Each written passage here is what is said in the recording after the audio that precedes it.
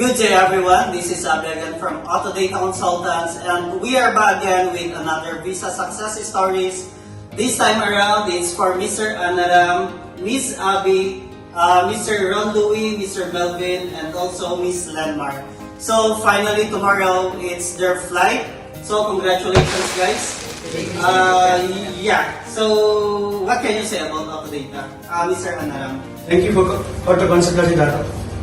We're blessed for the more than the long time for that company. Next year, we hope this is going big. Yeah.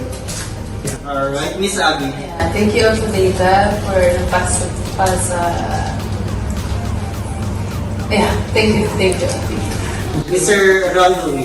Thank you Autodata sa lahat sa support and fast progress po. Recommended ko lang po sa mga gusto mag-apply Autodata lang po.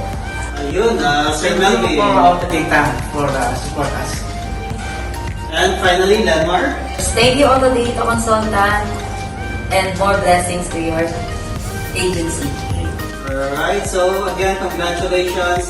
Have a safe flight tomorrow.